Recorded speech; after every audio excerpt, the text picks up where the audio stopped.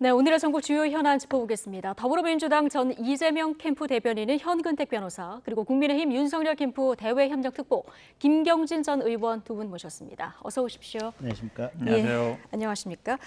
자, 관심을 모았던 경기도 국정감사, 사실상 이재명 청문회였다. 자, 이런 평가를 듣고 있는데요. 먼저 어제 국정감사에 대한 여야 지도부의 오늘 아침 평가 듣고 오겠습니다. 네, 어제 행안위 국감을 통해 국민의힘의 바닥을 의혹 제기의 미천을 제대로 보았습니다. 면책 특권 뒤에 숨어서 아니면 말고식의 무책임한 폭로 국감을 자행하고 하나마나한 질의로 견중만 울리는 맹탕 국감을 만들었습니다. 이번 국감은 한마디로 대장동 개발 의혹은 국민의힘 게이트다 라고 하는 것을 다시 한번 확인한 국정감사였습니다. 이재명 지사의 말처럼 돈 받은 자가 범인이고 작물을 나눈 자가 도둑입니다.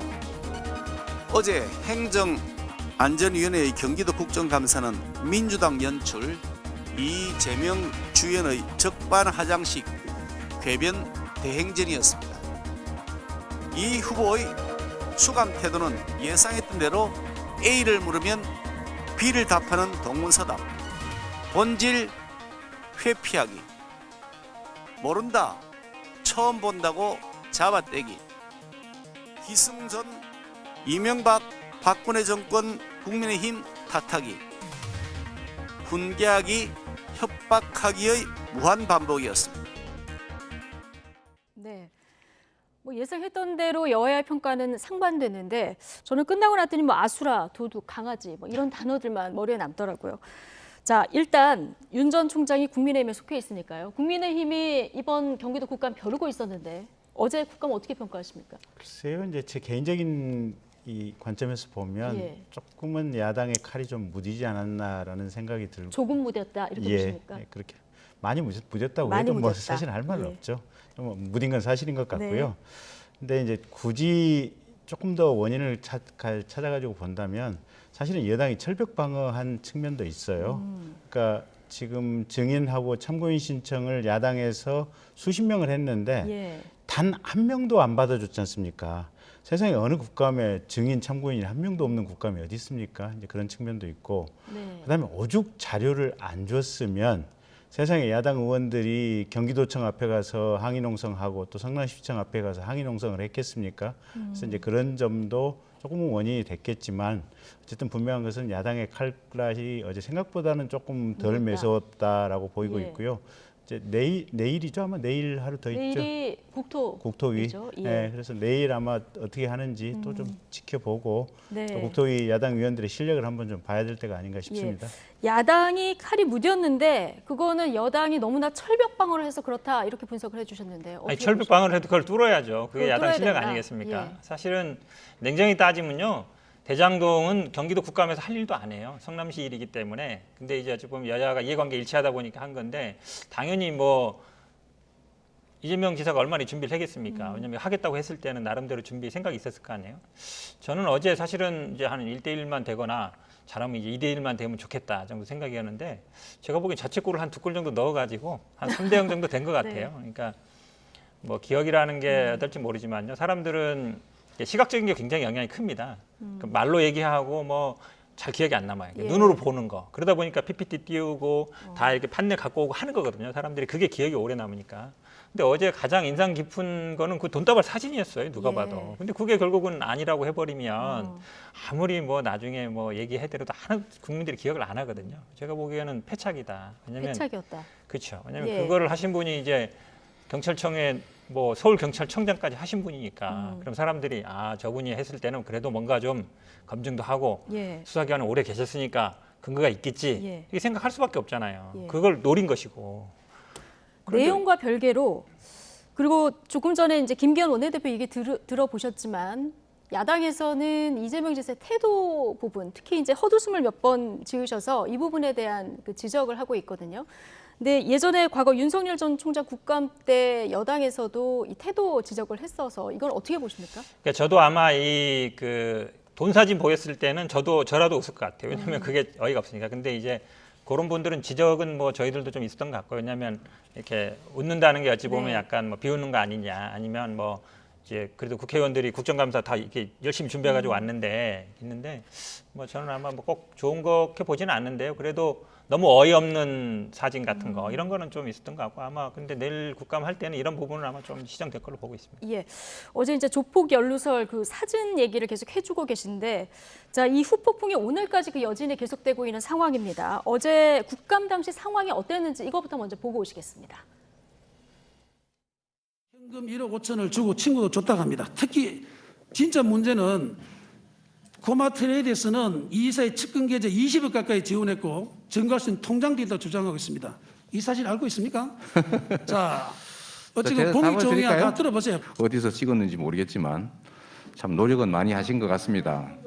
이래서 국회의원의 면책 특권을 제한해야 됩니다. 이런 명백한 허위 사실을 이런 데다가 국민들 앞에 보여서 틀어주고 저 사진이 언제적 사진이냐면요.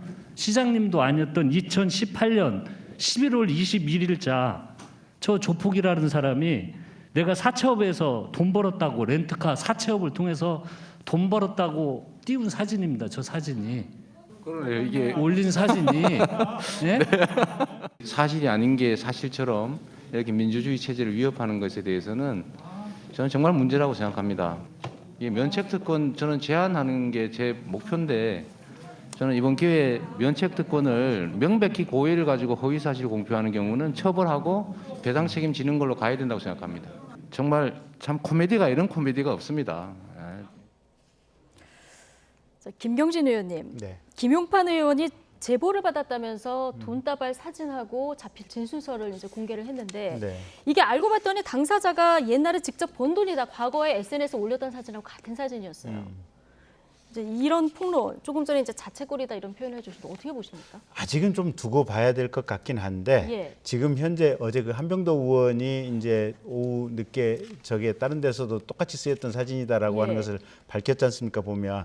그래서 그 순간까지 상황을 기준을 가지고 판단을 해본다면 김용판 의원의 폭로가 사실이 아닐 또는 검증이 제대로 안 된 상태에서 얘기했을 가능성이 매우 높다. 일단은 지금 그렇게 보이고 있고요. 예. 사실은 그래서 이제 교도소 수감자라든지 이런 분들의 얘기를 기반으로 해서 뭔가 좀 사실관계 주장을 하려면 좀 면밀히 검증을 해봐야 되거든요 보면. 예. 근데 그런 부분들이 조금 부족하지 않았나 싶고. 근데 저건 일단은 아닐 가능성이 높아 보이긴 한데 지금 이 상황에서 기다 아니다를 명확하게 단정할 수 있는 상황까지는 아닌 것 같아요 보면. 예. 예. 검증 절차를 조금 더 거쳤어야 조금 더 지켜봐야 될 것 같은데 예. 이릉은 지금 아닐 확률이 높아 보이지 않나라는 게 개인적인 판단입니다. 예. 자, 뭐 사진 진위 여부와 별개로 국민의힘에서는 그런데 오늘 아침에도 박 씨의 진술에는 신빙성이 있다 이런 주장이 또 나왔거든요. 계속 뭐 그렇게 했으면 좋겠고요, 저희들은. 아, 계속 왜냐하면, 그렇게 했으면 좋겠다. 예, 예. 지금 뭐 아까 내 시각적인 효과 말씀드렸는데 진술서는 뭐 본인 원하는 대로 쓸 수 있는 거예요. 뭐 10번이든 100번이든 쓸 수 있는데 저희들이 그렇게 얘기하는 거죠. 그거를 자꾸 국감장에서 하지 말고 기자회견을 하시라. 그 진술서 믿을 수 있다고 하니까. 근데 이거를 이제 취득하는 경위가 뭐 이분 아버지까지 얘기하고 싶지는 않은데 장모 변호사라고 이제 성남에서 오래된 분이거든요. 원래 네. 민주당에 있다가 뭐 국민의당 갔다가 이제 바른미래당 갔다가 지금 이제 국민의힘으로 한 걸로 알고 있는데 이재명 지사하고 계속 어찌 보면 정치적으로 경쟁자였던 분이에요. 계속 뭐 고소고발도 하고 이랬었던 분이거든요. 근데 김용판 의원이 그런 관계를 모르지 않을 거예요. 그럼 이제 한번 의심을 해봐야 되는 거예요. 예. 체크를 해봐야 되는 것이고. 근데 오늘 아침 보도에도 보면 그 장모 변호사가 갖고 와서 맞다, 확실하다라고 얘기하니까 했다는 거잖아요. 그 정도 갖고는 안 되거든요. 왜냐하면 경쟁자이기 때문에 계속 대립해왔고 고소고발해왔고 예를 들어서 그냥 제3의 어떤 인물이 시민이 아무 정치인도 아니고 이런 분이 갖고 왔으면 뭐 신뢰성이 있을 수 있어요. 네. 정치적인 경쟁자는 항상 상대방을 어떻게든 본인이 누르고 싶은 생각이 있는 거거든요.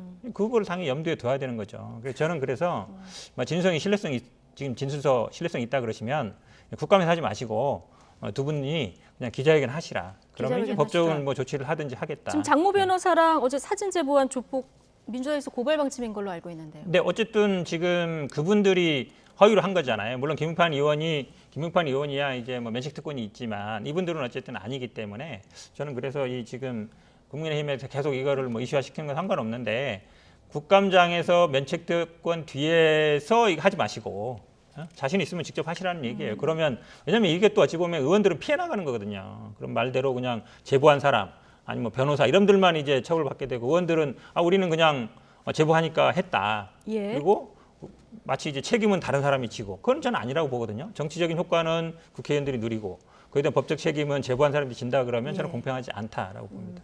자, 여당에서는 김용판 의원의 지금 윤리위 제소 제명 얘기까지 나왔거든요. 이렇게까지 갈 사안이라고 보시는지. 글쎄요, 이건 대단히 헌법적으로 좀 어려운 문제 같아요. 예.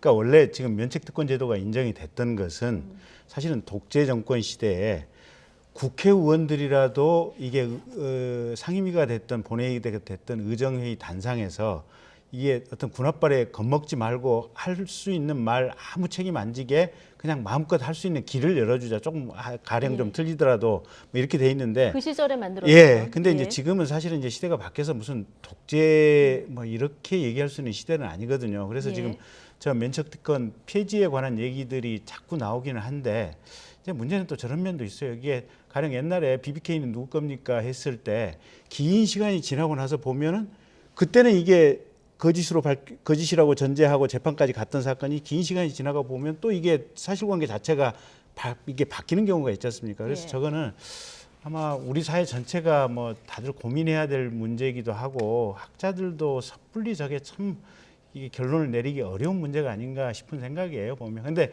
어쨌든 그런 이론적인 문제하고 상관없이 김용판 의원이 어제 본인의 직접적인 어떤 세밀한 검증 없이 그냥 곧바로 예. 저 얘기를 한 것은 사실은 의원으로서는 저 같으면 절대 그렇게 하지 않아요. 적절하지 않았다. 예. 그러니까 예. 법적인 책임은 당연히 뭐 헌법에 있는 거기 때문에 국회에서의 뭐 직무상한 발언에 대해서는 국회의회에서 책임 안 지기 때문에 민형사상 책임 안 지게 돼 있어요. 근데 지금 얘기하는 건 이제 윤리라는 건 정치적인 책임을 얘기하는 거거든요. 정치적인 책임은 질 수 있는 거예요. 왜냐하면 법적 책임과 정치적 책임은 다르다고 보거든요. 그리고 또 이런 부분에 대해서는 어느 정도 좀 이렇게 징계를 해줘야만이 국회의원들도 왔을 때 이걸 내가 맞는지 아닌지 체크를 해볼 거 아니에요. 체크를 한다는 얘기거든요. 그러니까 아무리 제보가 들어와도 제보가 들어온 걸 모두 폭로해버린다 그러면 정말로 많은 일이 벌어지는데 어제 국감 아시겠지만 몇 개 방송사가 생방송을 하고 많은 국민들이 지켜봤거든요. 거기에서 제보를 한다 그러면 더 신중을 해야 되는 거예요. 근데 그냥 많이 지켜보고 있으니까 뭔가 한 건 하려고 그 사진, 돈다발 사진이라는 게 시각에 딱 꽂히는 거거든요. 사람들의 네. 인상이. 그걸 노린 거기 때문에 저는 뭐 그런 면에서 뭐 서울 경찰청장까지 한 분이면 당연히 제가 보기에 뭐 정치적 책임을 져야 된다고 보고 있습니다. 예. 자, 그리고 어제 이재명 지사와 유동규 전 본부장과의 관계에 대한 그 질문도 야당에서 집요하게 이제 추궁을 했는데 이재명 지사 답변을 보면은 측근은 아니다 이런 얘기를 했었고요. 또 가까운 사람은 맞는데 개인적으로 배신감을 느낀다 이렇게 얘기를 했거든요. 어느 정도 두 관계로 봐야 가지 됩니까? 질문이 의미가 있었던 것 같아요. 그러니까 뭐 측근이냐 아니냐, 뭐 가까운 사람, 측근이냐는 거는 뭐 규정이 어렵잖아요. 예. 그러니까 어쨌든 뭐 산하기관에 썼던 사람이기 때문에 본인이 쓴 사람인데 인사상 책임이 있다. 그에 대해서 사과한다는 건 맞는데 어제 두 가지 얘기가 중요했던 것 같은데요.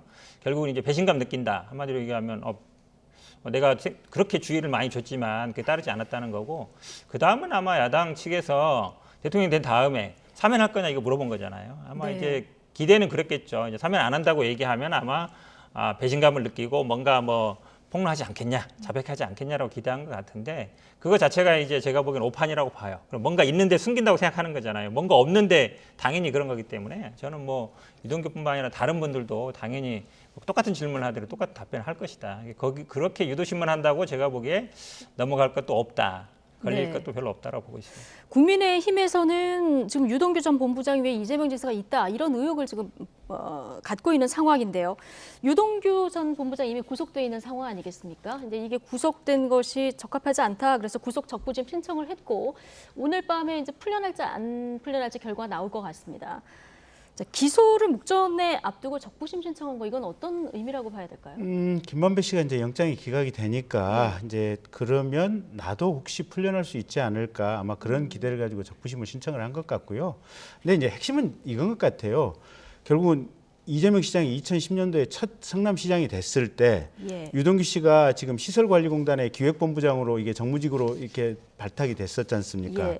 그다음에 이재명 시장이 2014년도에 시장 2기 시장으로 당선이 됐을 때 문제의 요 사건 성남시 도시개발공사의 기획본부장 겸 지금 사장 직무대행을 시켰고 네. 그다음에 2018년도에 이재명 경기도지사로 당선이 되니까 경기도 관광공사에 사장을 시켰거든요. 예. 그럼 본인이 매번 당선될 때마다 산하기관의 핵심 요직을 시켰어요. 예. 그러면 그런 산하 요직을 시킬 수 있는 사람이 한 100여 명 된다고 얘기하는데 이렇게 3번씩이나 데리고 다니면서 요직을 시킨 사람이 과연 몇 손가락이나 들어가는가 한번 그 부분을 국민들께서 좀 판단을 해보시는 게 어떨까 싶은 네. 생각이 있고 두 번째는 이게 측근이냐 아니냐 이게 핵심이 아니고 문제는 2015년도에 지금 이 유동규 도시개발본부장이 이렇게 화천대유라든지 천화동인의 이익을 무자비하게 몰아주는 이 사업 구조를 설계를 했던 거 아니겠습니까?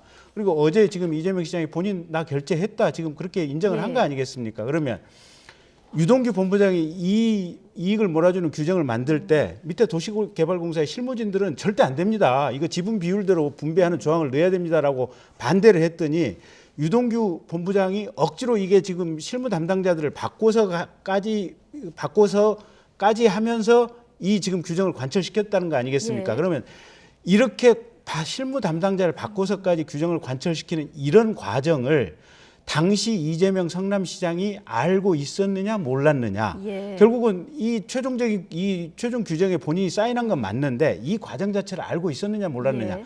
만약에 이렇게 실무 직원까지 바꿔가면서 억지로 이렇게 규정을 만들었다는 것을 이재명 시장이 알고 있었다면 저는 이거 이재명 시장 이거 배임죄 빼박이라고 보고 있거든요. 예. 그래서 그 부분과 관련해서 아마 검찰의 수사가 있어야 될 것 같고 지금 유동규 씨 같은 경우는 구속 적부심을 신청했다고 하지만 이로 인해서 특정 개인들에게 적게는 4천억, 많게는 1조 단위의 이익을 몰아줬기 때문에 이 배임죄 부분은 도저히 벗어날 길이 없기 때문에 예. 구속 적부심에서 저는 풀려날 가능성은 거의 없다. 풀려날 가능성은 제로다. 거의 없다. 네, 예. 그렇게 반박을 자, 좀, 예, 반박해 반박을 드릴 안할수 텐데요. 없는데 일단 배임이 지금 쟁점이에요. 배임이 쟁점인데 지금 언론이나 지금 김경진 의원님은 다 이제 직원이 그렇게 그러니까 지분대로 나눠야 되는데 이익이 났을 때 그러니까 나누는데 초과이익 환수 조항에 이재명 삭제했다. 지사의 그걸 삭제. 얘기하는데요. 그거 예. 자체가 논리적인 모순인 게 뭐냐면 사실은 공모지침서가 이미 나갔습니다. 거기 어떻게 되어 있냐면 확정이익을 얼마로 준다. 나머지 민간이 가져가도록 돼 있는 거예요.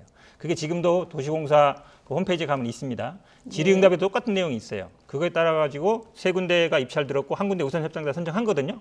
그러면 공모지침, 질의응답, 우선 협상자 대상되면 그거에 따라서 주주협약을 체결하는 거예요. 주주협약 체결할 때 갑자기 내용을 바꿔가지고 공모지침한 거 달리 만들 수 있다. 그건 성립이 안 되는 거예요. 그러니까 그 직원이 어떤 생각이었는지 모르겠지만 확실치는 않으니까 그거를 삭제하자는 얘기는 공모지침을 그럼 다시 바꿔야 되는 거예요. 네. 그러면 당연히 확정이익이 줄어듭니다. 지금 마치 확정이익은 최대한 가져왔는데 네. 추가적으로 이익이 나오면 이익만 나눌 수 있다고 얘기하는데 그럼 사업자는 당연히 이익이 나눌 때 나누자 그러면 손해 났을 때 손해도 감수하자고 얘기 나올 거예요. 그래서 이거는 결과론적인 이익이다. 그럼요. 아니 그게 이렇게 아니라 보시는- 지금 전제가 잘못됐다는 거예요. 그러니까 그 제가- 확정이 그 추가이익을 나누자 그거를 삭제했다는 그 자체가 저는 논리적인 모순이다 이렇게 말씀드리는 거죠. 제가 예. 한마디만 더 드릴게요. 일단 도시개발공사에 2개의 부서에서 똑같은 의견을 올렸답니다. 한 군데도 아니고 2군데에서 똑같은 의견을 올렸고 이 2군데를 배제하고 또 다른 한 곳을 시켜가지고 최종적인 이 이익 분배에 관한 규정을 지금 만들었다고 하는 거고 그다음에 어떤 공모지침서라든지 이런 것들은 사실은 성남시라고 하는 자치단체의 내부 자치법규거든요. 이건 성남시 의회에서 바꾸면 되고 성남시장이 개정을 하면 되는 겁니다. 그런데 실무 담당자들이 이렇게 하면 경우에 따라서는 어마어마한 이익이 이쪽으로 갈 수가 있으니 이렇게 정상적으로 지분 비율대로 분배를 해야 됩니다라고 얘기를 했을 때 그 의견을 왜 그러면 유동규 씨는 억지로 직원들을 바꿔가면서 특히 이 2군데 의견을 무시하면서까지 했을까? 예. 그리고 이 규정이라고 하는 것은 성남시 의회에서 바꾸면 되는데 그러면 원래 민주당 소속이었던 성남시 의회 의장은 왜 나중에 탈당하고 이쪽으로 왔을까? 이제 이런 부분들이 수사 과정에서 명확하게 밝혀져야겠죠. 예. 하나 그러니까 수사 짧게만 과정을 조금 지켜봐야 될 것 아니, 같고. 저 얘기에 대해서 예. 제가 반박을 해야 돼요. 왜 그러냐면 확정이익을 최대한 갖고 오는 것과 그 나중에 확정이익을 최대한 갖고 왔는데 그 다음에 이익이 났을 때 이익을 나눌 수 있다. 네. 요거를 다 같은 할 수 있다고 생각하잖아요. 거기 빠진 게 있어요. 만약에 초과이익이 났을 때 이익을 나눈다는 얘기는 손해가 났을 때 손해도 감수한다. 그게 전제가 돼야 돼요.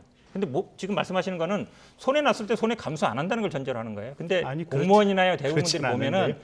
손해가 났을 때 손해 감수하는 조항을 공공기관에서요 대부분 넣기가 어렵습니다. 왜냐하면 예. 그게 나중에 책임이 문제가 돼요. 예. 미분양이나 아니면 사업이 실패했을 때 그런 부분이 있는 거예요. 그렇기 때문에 말씀처럼 당연히 삭제했기 때문에 문제가 된다. 이거는 저는 좀 성립 안 한다고. 아니 예. 근데 이게 화천대유가 일단 주식회사 구조고 지금 성남시 도시개발공사가 50% 플러스 1주고 나머지 이제 금융기관이 지금 43%를 가지고 있고 그다음에 화천대유나 천화동인 이쪽이 지금 7%를 가지고 있는 주주들의 구조예요. 보면 이게 주식회사라고 하는 것은 기본적으로 유한 책임이 주주들은 유한 책임이기 때문에 이게 법인의 책임이라고 하는 것이고 그래서 이게 이 손해를 무슨 주주 본인이 직접 받는다 이건 상법의 이론에도 맞지도 않는 얘기고 그래서 현 변호사님 말씀이 과연 그게 타당한지 모르겠고 예. 두 번째 어쨌든 이게 이제 그 주식 지분에 따라서 어떤 출자를 해서 뭔가 이제 자기 돈이 사업이 실패해서 돈이 날아간다 그래 봐야 뭐 50억이긴 하지만 전체가 50억 아닙니까? 날라가 봐야 자기 지분 범위 내에서 손해를 보는 거죠. 그건 당연히 전제가 돼 있는 거 아니겠습니까? 예. 그거랑 이제 배당금은 관계 없고요. 사실은 이제 이건 우선주하고 보통주로 나눈 거예요. 우선주 이익을 정해놓고 나머지는 이제 보통주가 가져가는 거고요. 예, 거기에 투자한 돈은 사실은 뭐 50억 자본금밖에 없는 건데 실제로 이 사업에 들어간 거는 뭐 PF 대출 7천억이고 조단위 사업이 들어간 거죠. 예. 그것만 투자금이라고 볼 수는 없는 겁니다. 네. 자, 처음부터 설계 과정에서 배임이 있었는지, 이게 결과론적인 이익인지, 이게 앞으로 검찰 수사에서 밝혀져야 될 사안인데, 두 분도 이제 같은 사안에 대한 의혹을 다른 시선으로 보고 계시지 않습니까? 근데 김만배, 남욱, 정영학, 유동규, 자, 핵심 인물들 진술이 다 조금씩 다른 이런 상황이거든요. 네, 네. 남욱 변호사도 그제 귀국해서 오늘 아마 영장이 청구될 것도 같은데 이분 얘기도 조금씩 달라지고 있고 대장동 의혹 어떻게 풀어야 될지 자 여야 주장이 또 다릅니다. 어떻게 보십니까? 결국은 특검해야죠. 결국은 특검해야 된다. 그러니까 예. 이재명 후보 말씀대로라면 이게 국힘 게이트고 법조인 게이트라고 하는 거 아니겠습니까? 본인은 잘 하려고 했었고 지금 5천억 대의 수익을 성남시로 환수를 시켰다고 하는 거고 최대의 치적이라는 거 아니겠습니까? 예. 그럼 그런 사안이라면 특검 안 할 이유가 없죠. 그러니까 검찰 수사 열심히 하고 있다가 지금 현재 특검법이 이미 만들어져 있으니까 법을 새로 만들 필요도 없어요. 예. 특검 임명만 하면 되는 거거든요. 현재 만들어진 특검법에 따라서. 그러니까 검찰 수사하고 있다가 특검 임명되면 거기다 특검 넘겨주고 그 특검법에 따라서 특검이 수사를 하면 된다라고 예. 생각을 하고 있고요.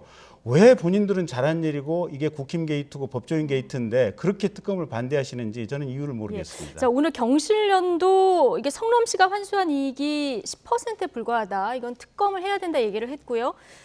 자, 여당의 원로죠. 유인태 전 국회 사무총장도 결국 야당의 요구가 강하면 특검으로 갈 수밖에 없다 이런 얘기를 했거든요.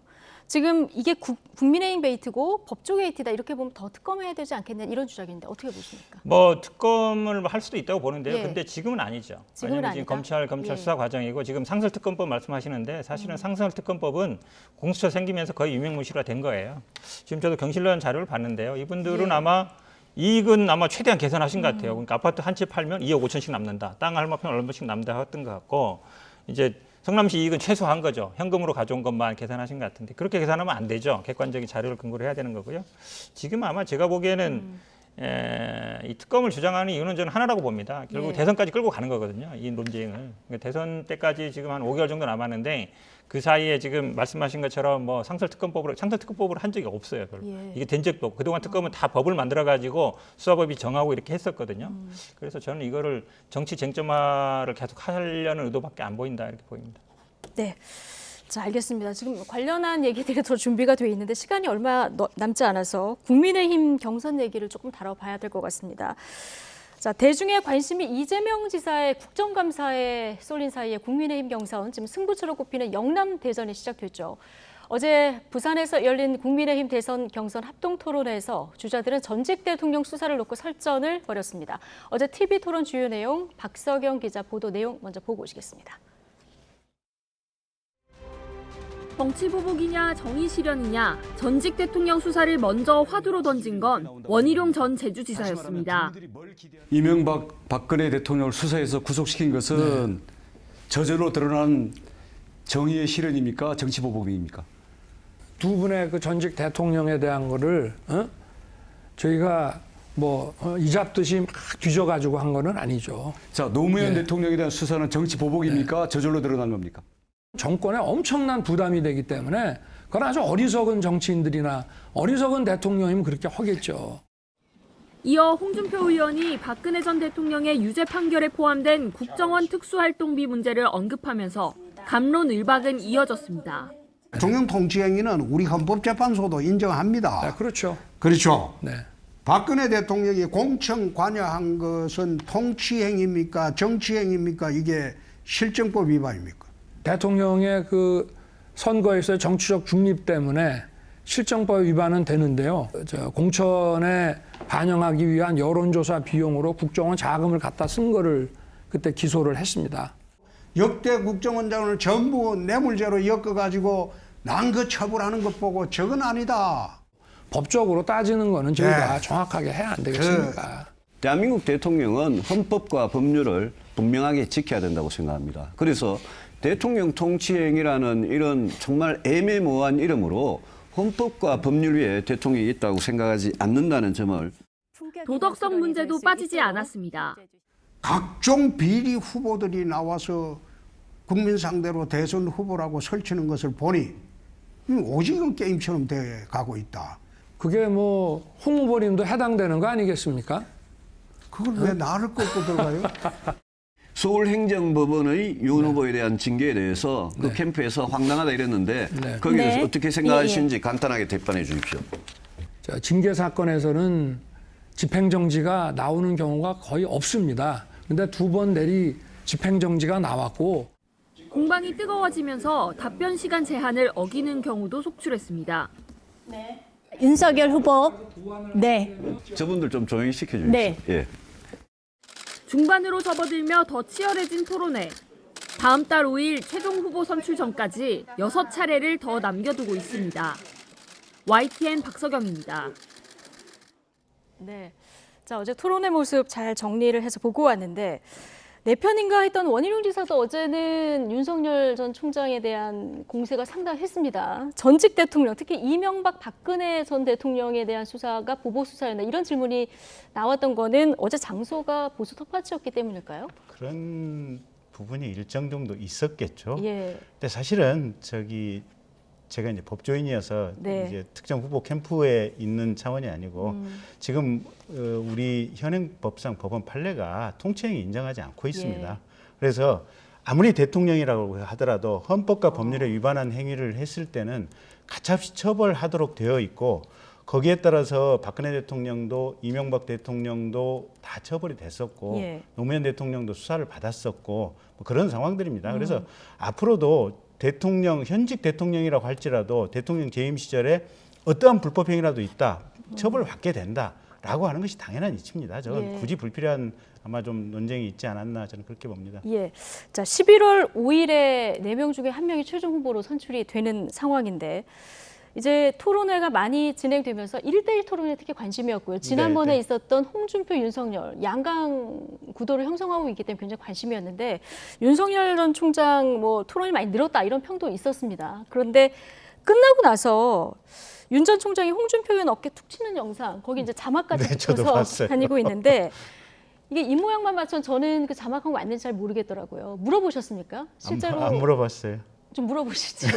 궁금하다. 안 물어봤는데 그 자막이 왜 그런가 뭐 그렇게 달렸던가요? 그만해. 진짜 뭐 이렇게 달려 있어요. 에이 그만해 뭐 이렇게 예. 자막 그 자막이 맞는 것 같기도 하고. 예. 근데 홍 후보님이 좀 지나치셨어요. 토론하실 때. 토론회 때 좀 지나친 측면이 좀 있었다. 심하게 지나치셨어요. 예. 그 저게 그냥 국민들 입장에서는 그냥 이렇게 웃고 보시면 될 것 같아요. 네. 토론회 하는 그 자리에서 무슨 아주 격렬하게 뭐 했었던 것도 아니고 예. 또 뭐 홍 후보 본인도 뭐 저 정부 관련해서 뭐 특별히 뭐라고 하시는 것도 아니잖아요. 보면 네. 있을 수 있는 일이 아닌가 싶어요. 현 대변인도 영상 보셨을 텐데. 네, 봤습니다. 예. 그러니까 뭐 기수도 아마 한 9기수 정도 차이 날 거예요. 아마 나이도 한 5살 정도 차이 나는데 모르겠습니다. 뭐 본인이 일단 홍준표 후보가 거기서 보니까 웃었다고 그러니까 모르겠지만 그때도 우리나라는 그래도 이제 좀 이렇게 나이라든지 좀 기수라든지 이런 걸 많이 따지는 편이거든요. 그러니까 근데 윤석열 후보가 토론은 그래도 좀 생각보다 잘한다는 생각이 들어요. 아까 영상도 네. 봤지만 왜 이렇게 다 했더니 당신도 포함되는 거 아니냐 그런 게 순발력이거든요. 예. 미리 학습이 안 되는 거잖아요. 네네. 나름 토론에서는 선방하고 있다라고 보입니다. 4명 후보 중에 누굴 눈여겨보고 계십니까? 누가 됐으면 좋겠습니까? 윤석열 후보를 제일 눈여겨보고 있죠. 가장 강력하다고 보고 있으니까. 예. 앞에 계셔서 그런 건 아니고요. 어쨌든 여론의 지지라는 게 보고 있는데 홍준표 후보가 좀 더 분발해주길 바라죠. 왜냐하면 지금 윤석열 후보를 그래도 좀 이렇게 하는 것 같은데 예전만 못한 것 같아요. 예. 공격이라든지 아니면 이게 예전만 못한 것 같고 유승민 후보가 조금 더 이 정치 얘기나 이런 면에서 조금 더 파이팅을 했으면 좋겠는데 그것도 제가 보기에 조금 물론 이제 유승민 후보가 윤석열 후보를 얼마나 할지 모르겠지만 네. 유승민 후보도 이렇게 디테일이라든지 아니면 토론 이 부분이 좀 예상만큼 강하지 않아서 좀 눈여겨보고 있습니다. 예, 앞으로 토론 뭐 많이 남아 있으니까요. 조금 더 지켜보고 국민들 아마 선택을 하시지 않을까 싶습니다. 자, 더불어민주당 전 이재명 캠프 대변인 현근택 변호사 그리고 국민의힘 윤석열 캠프 대외협력특보 김경진 전 의원 두 분과 오늘 함께했습니다. 고맙습니다.